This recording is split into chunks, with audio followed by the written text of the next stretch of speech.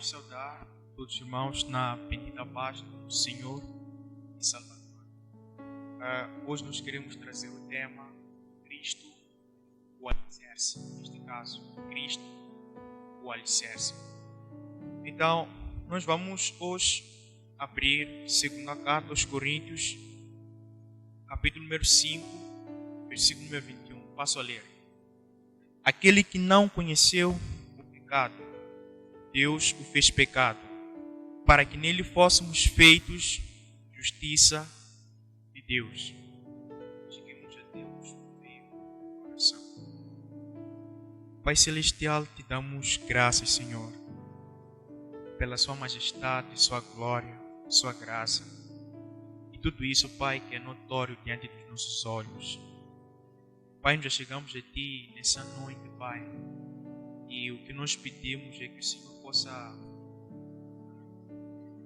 possa nos conduzir, Pai. De modo que a Sua palavra seja exposta fielmente, Pai. E de modo que o Seu reino avance, Pai. Pedimos com que haja, Senhor, entre os nossos corações, Pai, uma atenção, Pai. Haja, Senhor, uma reverência pela Sua palavra. E que a gente possa acatar essa mensagem, de modo que ela venha edificar a Sua igreja, Pai. Porque esse é o nosso objetivo, Pai. Por essa razão nós oramos hoje, Pai, dizendo: Deus, forma-nos com a imagem do Seu Filho Jesus e faça o Teu reino avançar. Em nome de Jesus. Amém. Nós queremos falar exatamente desse tema. Cristo, o alicerce. O que nós vamos antes dizer é que o apóstolo Paulo, durante o seu ministério em Éfeso, Paulo recebeu notícias a respeito de alguns problemas que acabaram surgindo na igreja de Corinto. E essas notícias, esses problemas eram divisão de igreja, quer dizer, divisão de membros da igreja, e assim também como os cristãos que estavam em Corinto, eles também fizeram um pedido específico. O que eles fizeram? Eles escreveram uma carta pedindo esclarecimento do apóstolo Paulo a respeito de algumas questões. Eles queriam saber com profundidade a respeito de algumas questões. Temos, por acaso, a questão do casamento, temos também, por acaso, a questão do divórcio, assim como diversos assuntos. Então, Paulo escreve uma carta respondendo. E essa carta que Paulo escreveu a responder é denominada a primeira carta aos Coríntios. Então, quando Paulo envia o seu filho na fé, Timóteo, para levar essa carta até Corinto, o que nós vemos lá? Paulo recebe outras dificuldades que a igreja de Corinto estava a passar. Paulo recebe essa notícia que a igreja de Corinto estava a passar por outras dificuldades. Inclusive, de falsos apóstolos na igreja de Corinto. Então, estes apóstolos, eles tinham a intenção de criar uma plataforma de ensinar um falso evangelho, de anunciar um falso evangelho. Então, eles começaram a atacar a autoridade de Paulo, eles começaram a atacar o apostolado de Paulo. Então, o que eles queriam fazer? Eles queriam para que o povo duvidasse do apóstolo Paulo. Então, Paulo, sabendo disso, Paulo foi imediatamente na igreja de Corinto. Quando Paulo chega na igreja de Corinto, os coríntios, ou o povo de Corinto, recebeu Paulo de uma maneira não agradável. Então, o que Paulo faz? Paulo se entristeceu por o povo de Corinto, sendo filhos na fé do apóstolo Paulo, tinha que pelo menos dar ouvidos a Paulo, tinha que pelo menos esperar algo de Paulo. Mas o povo de Corinto não deu ouvidos a Paulo. Então, Paulo voltou para Éfeso e escreveu uma carta, chamada Carta Severa. E ele enviou o seu filho Timóteo para levar essa carta. Acredito que nessa carta ele repreendia o povo de Corinto pela atitude deles, pela falta de lealdade que eles tinham. Então, Paulo, quando envia o seu filho Tito na fé para levar essa carta, passou um tempo, e quando passa esse tempo, Paulo vai para a Macedônia para procurar saber de Tito como é que o povo de Corinto reagiu perante aquela repreensão, como é que o povo de Corinto reagiu perante aquela disciplina que trouxe na vida do Corinto. Então, para o alívio de Paulo, muitos Coríntios se arrependeram. Muitos que estavam em Corinto mudaram de pensamento. Eles se arrependeram de por ter tratado Paulo daquela maneira. Então, Paulo, percebendo que ainda existiam alguns comportamentos mal ocultos, que ainda existiam algumas atitudes absurdas, ocultas, e que podiam vir a brotar um dia na igreja de Corinto, e a igreja de Corinto ser dominada novamente com esse tipo de comportamento, Paulo escreve segunda carta aos Coríntios. Então, contém, ou seja, o que essa carta contém, segunda carta de Coríntios? Tem, Paulo primeiro aqui defende o seu apostolado. Segundo, Paulo confronta diretamente os falsos apóstolos. Mas o que nós temos que queremos ver, irmãos? Nós queremos ver Cristo sendo o alicerce, neste caso, Cristo o alicerce. Então, neste versículo que nós acabamos de ler, segunda carta aos Coríntios, número 5 e versículo número 21, nós temos aqui uma verdade, nós temos aqui uma grande verdade. Então, para nós expormos essa verdade, nós vamos pedir a sua atenção. Então, eu vou começar primeiro de Êxodos, capítulo número 34, versículo número 5. A Bíblia Sagrada diz assim: e o Senhor desceu numa nuvem e se pôs ali junto a ele, e ele apregou o nome do Senhor. Versículo número 6. Passando, pois, o Senhor perante a sua face, clamou: Jeová, o Senhor Deus misericordioso e piedoso, tardio em iras e em grande beneficência e verdade. Versículo número 7. Que guarda a beneficência em milhares, que perdoa a iniquidade, perdoa a transgressão, perdoa o pecado, que ao culpado não tem por inocente, que visita a iniquidade dos pais sobre os filhos, e sobre os filhos dos filhos, até a terceira e quarta geração. Mas aqui nós vemos um grande problema, meus irmãos. Qual é esse problema? É que nesse texto que nós vimos logo no versículo número 7, nós vemos aqui, diz assim: o Senhor perdoa a iniquidade, a transgressão e o pecado. E essa era uma maneira hebraica, exatamente, de acumular os termos. Isso aí significa uma coisa. O que significa, irmão? Significa que Deus perdoa todo tipo de pecado. Então eu peço com que o irmão guarde essa informação. Deus perdoa todo tipo de pecado. Mas essa declaração nos traz uma enorme confusão. Se Deus perdoa todo tipo de pecado, tem mais uma coisa que nós podemos questionar. A Bíblia Sagrada, ainda nesse mesmo texto, diz o seguinte: que o Senhor não tem um culpado por inocente. Mas como assim, irmão? Se nós temos que Deus perdoa todo tipo de pecado, como é possível Deus perdoar todo tipo de pecado e Deus não ter o culpado por inocente? Será que a Bíblia está a contradizer? Não. Então, o que nós vamos ver aqui, eu peço com que todos nós prestemos atenção também no livro de Salmos, capítulo número 32, logo no primeiro versículo, diz o seguinte: bem-aventurado aquele cuja transgressão é perdoada e cujo pecado é coberto. Eu quero fazer entender à igreja e a todos os irmãos que nos acompanham que o pecado referido nesses salmos deriva da palavra armatia, que significa errar o alvo. Pecados diante de Deus são tidos como crimes graves. Então, aqui tem uma coisa muito grave. Aqui, vem escrito: bem-aventurado aquele cuja transgressão é perdoada, primeiro. Segundo, cujo pecado é coberto. Então a questão seria: como é que um Deus justo, um Deus santo, um Deus que não se corrompe, um Deus que não é exatamente subestimado, pode vir a cobrir pecado? Se a própria Bíblia Sagrada, no livro de Provérbios, capítulo número 17, versículo 15, diz que quem justifica o ímpio e quem condena o justo, esses são abomináveis diante de Deus, tanto um assim como o outro. Então, é norma, meu irmão, pelo nosso pecado nós devemos morrer. É norma, pelo nosso pecado nós devemos padecer. Nós devemos carregar a culpa, nós devemos ser punidos pelo nosso pecado. É norma. Mas o que nós vemos aqui no livro de Salmos é que Deus cobre o pecado. Mas também o que nós vemos também no livro de Provérbios é que Deus não justifica o ímpio. Então, até então o que nós estamos a encontrar é algo menos lógico. É uma coisa que nós não podemos sim explicar esses dois versículos, colocando esses dois versículos em paralelo. Mas o Novo Testamento aqui nos mostra uma grande coisa. O Novo Testamento nos apresenta várias declarações. Por exemplo, de Romanos capítulo número 3, Romanos capítulo número 4, nos apresenta várias declarações que Deus justifica o ímpio. Então, nós vamos nos perguntar mais uma vez, será que a Bíblia está a dizer? Primeiro, lembre-se, nós temos o quê? Que Deus perdoa todo tipo de pecado, mas o mesmo Deus não tem um culpado por inocente. O mesmo Deus cobra o pecado, sendo Ele justo, sendo Ele santo. E o mesmo Deus não justifica o ímpio. Então, é uma coisa que nós ainda não temos a real solução. Vejamos Miqueias, capítulo número 7, versículo número 18.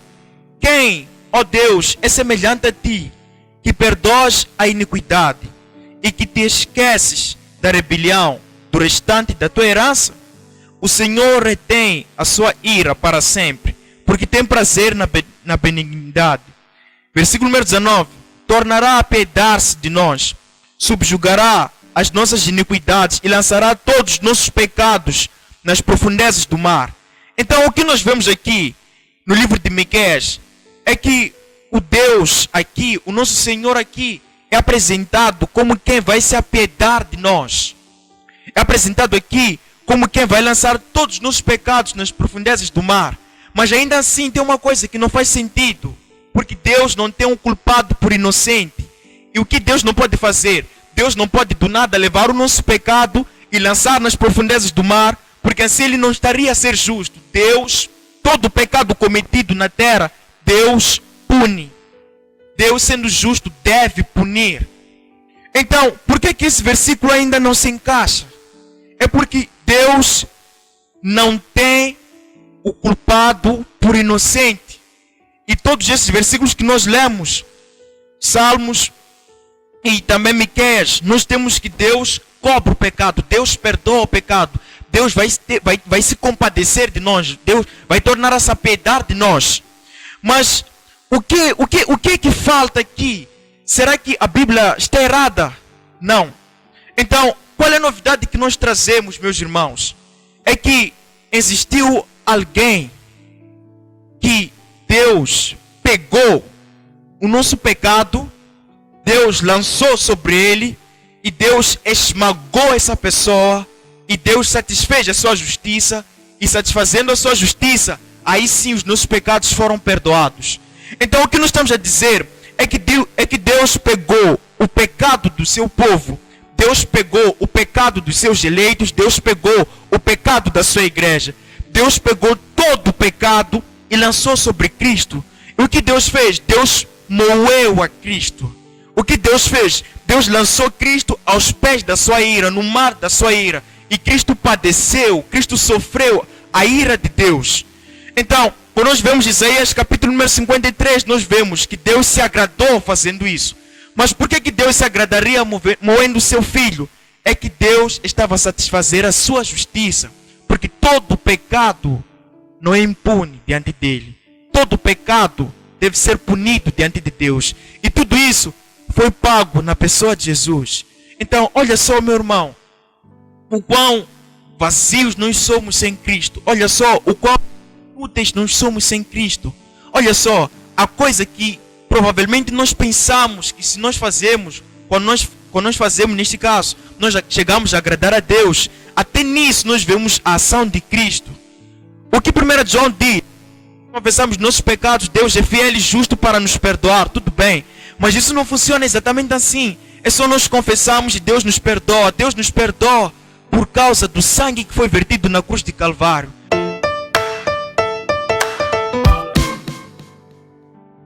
Saiba agora 3 dicas para se proteger contra o coronavírus. Olá, meu nome é Renato Barra, sou médico e esse vídeo faz parte de um projeto sobre o coronavírus que tem como objetivo trazer informações e esclarecer a população.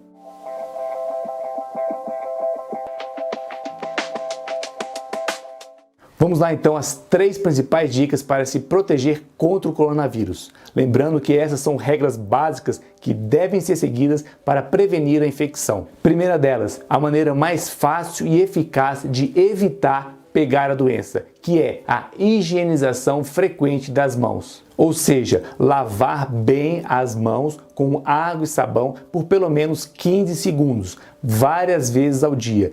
Em alguns casos, se não tiver acesso de imediato, conseguir lavar as mãos, utilizar o álcool gel 70%. Sem uma higienização adequada das mãos, todas as outras medidas serão ineficazes. Segunda recomendação: ao tossir ou espirrar, cobrir o nariz e a boca com o braço ou utilizar um lenço de papel. Isso tem o objetivo de evitar a propagação das gotículas respiratórias.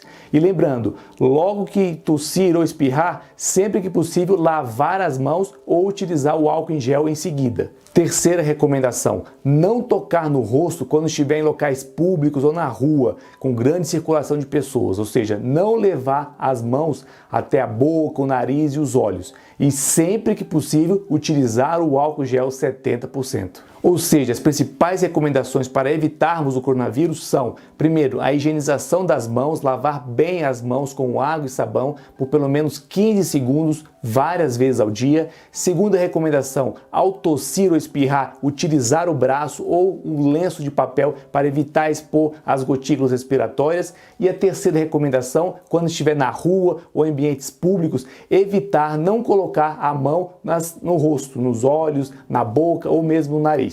E se você quiser saber mais informações, acompanhe aqui a nossa série de vídeos sobre o coronavírus, onde eu trago informações e esclarecimentos.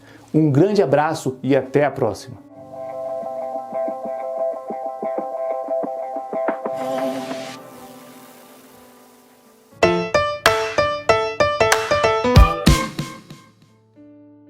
O sangue eficaz que foi vertido na cruz de Calvário. Então, o que nós temos exatamente a dizer? Capítulo número 21, quer dizer, capítulo número 5 do versículo 21. Aquele que não conheceu o pecado.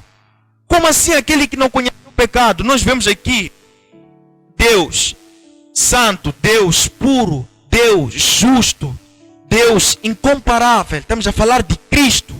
Quem não se achou nem sequer um pecado, nem sequer uma palavra de engano.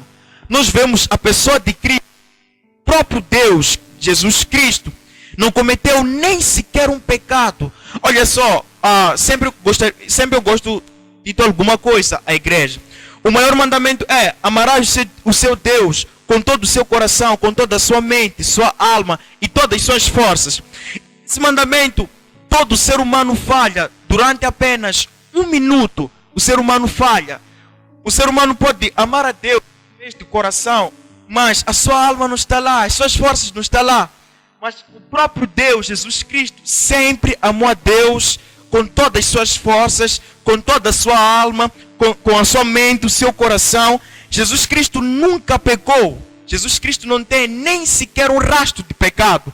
Mas aqui o que nós temos é que ele não conheceu o pecado. É isso que o apóstolo Paulo está a dizer. Aquele que não conheceu, Jesus Cristo não conheceu nenhum pecado. Ele não cometeu nenhum pecado. É isso que eu quis dizer. Então, aquele que não conheceu o pecado, Deus o fez pecado. Uau! Como assim Deus o fez pecado? Aqui nós temos algo por dizer. Jesus Cristo, quando esteve no Calvário, na cruz, foi declarado legalmente culpado. Pelo que todo o nosso pecado foi visto na pessoa de Jesus. Toda a nossa transgressão foi colocada em Jesus. E quando isso acontece, a justiça de Deus nos foi imputada. Então, Jesus é declarado culpado pelo nosso pecado. E quando Jesus é declarado culpado pelo nosso pecado, aí sim, Jesus Cristo torna-se justo e justificador de todo aquele que nele crê. E aí o que acontece? Quando nós cremos, nós somos justificados diante dele. Então, olha só o que o apóstolo Paulo está a dizer. Aquele que não conheceu o pecado, Deus o fez pecado, para que nele fôssemos feitos justiça de Deus. Então, que lição nós temos aqui, meu irmão? O que nós podemos aprender desse versículo? É que esse versículo é um versículo chave para que a gente possa entender o Evangelho. Esse versículo é um versículo chave para que a gente possa contemplar os méritos de Cristo no Evangelho. Olha só, Jesus Deus, sem nenhum pecado, sem nenhuma transgressão, o próprio Deus leva o nosso pecado, toma o nosso pecado e coloca sobre ele. O próprio Deus morre a Cristo, o próprio Deus esmaga Cristo, o próprio Deus derrama a sua ira, o próprio Deus faz com que Cristo navegue no mar da sua ira.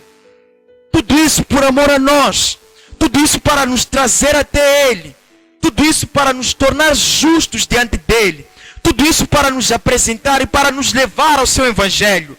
Então nós vemos aqui a ação de Jesus Cristo como uma necessidade, a ação de Jesus Cristo como algo imutável, como algo necessário. Neste caso, não existe nenhuma outra ação do próprio homem, não existe nenhuma outra ação dos outros deuses, não existe nenhuma outra ação que nos levaria até Deus. Neste caso, para que nós nos tornássemos justiça de Deus, Cristo esteve lá. Cristo foi tornado, ou seja, Cristo tomou o nosso pecado, Cristo sofreu pelo nosso pecado, Cristo foi punido pelo nosso pecado. Então, olha só o que esse diz. Aquele que não conheceu o pecado, Deus o fez pecado, para que nele fôssemos feitos justiça de Deus. Qual é o apelo que nós queremos trazer à igreja? Nesse tempo de quarentena, nesses dias, nós tendemos a ter uma vida liberal, ter uma vida libertina, ter uma vida sem necessidade de obedecer, sem necessidade de ouvir a Deus, sem necessidade de nos Deus, sem necessidade de consultar a Deus. Temos tido esse comportamento diante de Deus. Mas o que nós vemos aqui é que Jesus pagou por nós. É que Jesus foi reduzido a um nível muito baixo por nós. É que Jesus interviu na nossa salvação. É que Jesus interviu na nossa comunhão com Deus. É que Jesus interviu de todas as formas. Então o que nós temos aqui é que Deus, Ele nos tem tudo bem, mas tudo isso a partir da pessoa de Cristo. Então o que nós queremos pedir a todos, o que nós queremos dizer a todos, é que os irmãos possam se concentrar em Deus, é que os irmãos não possam vir a se orgulhar um dia, pensando que são salvos pelas vossas obras, pensando que assim que vão cair, assim que vamos pecar, é porque nós vamos depois nos arrepender, buscar o perdão de Deus, buscar a reconciliação com Deus. Então eu quero tirar todas essas possibilidades, porque tudo isso nós temos em Cristo. Tudo isso nós conquistamos, ou seja, tudo isso nós não conquistamos, mas Cristo é que trouxe isso para nós. Então, é isso que nós queremos dizer. Cristo interviu na nossa salvação. Cristo interviu na nossa santificação. Cristo continua intervindo na nossa santificação. Então não há nada que o homem possa fazer para Deus lhe amar mais. Não há nada que o homem possa fazer para Deus lhe amar menos. A única coisa que nós somos chamados a fazer nesse versículo é contemplar essa glória que há em Cristo. É contemplar essa perfeição que é em Cristo. É contemplar essa excelência que é em Cristo. Porque se não fosse Ele, nós não seríamos justiça de Deus. Se não fosse Ele, nós não teríamos nenhuma parte com Deus. Se não fosse Ele, nós não estaríamos próximos de Deus. Se não fosse Ele, nós não teríamos nem sequer um prazer por Deus. Então é isso que nós queremos dizer hoje. Cristo é o alicerce. Cristo é o alicerce de todas as coisas, em todos os momentos. Cristo é o alicerce. Cristo sempre deve estar na sua devida posição como alicerce. Pelo que não há nada que a gente possa fazer para anular isso. Então, meu irmão, entenda que não é por causa de nós, quando nós nos chegamos a Deus e pedimos perdão, que Deus nos perdoa. Não é por causa de nós que Deus cobre o nosso pecado. Não é por causa de nós que Deus vem a se compadecer de nós. Não é por causa de nós que Deus olha para nós e se agrada com a sua igreja. Não é por causa de nós, tudo isso é por causa de Cristo. Cristo é o... Então, essa é a necessidade de nós passarmos a nos importar com todas as coisas que são definidas na pessoa de Jesus. Devemos passar a olhar para os seus atributos, passar a olhar para tudo aquilo que Ele é e não fugir dessa realidade. Então, é isso que nós queremos trazer hoje, meus irmãos. Queremos dizer que Cristo é o alicerce da igreja. Não há nada que a gente possa fazer para anular essa verdade. Então, vou terminar orando com os amados irmãos diante de Deus. Senhor Deus, queremos te agradecer, Pai, e dizer muito obrigado, Pai, por esse tempo que o Senhor nos concedeu, que a gente tem, Senhor, para partilhar mensagens do povo, Senhor. O que nós queremos pedir é que a obra de Cristo, Pai, a expiação substitutiva de Cristo, Senhor, seja notória, Pai, no meio dos seus eleitos, seja notória no meio da sua igreja. Que a sua igreja, Pai, possa vir a contemplar todos os dias da sua vida, possa vir a contemplar a beleza que é em Cristo, Pai. Que a gente venha a contemplar, Pai, essa necessidade, Senhor, de temer a Deus, de seguir a Deus, de honrar a Cristo em todos os sentidos, Pai. Pai, esse é o nosso foco, Pai. Esse é o nosso pedido, Pai. Nos ajude, Senhor, a olhar para Ti, Senhor, e a temer o Seu nome, Senhor. E isso, Pai, é para a Sua glória, para a Sua honra, Pai. E nós vamos orar, vamos Te agradecer hoje, eternamente, Senhor. No nome santo de Jesus. Amém.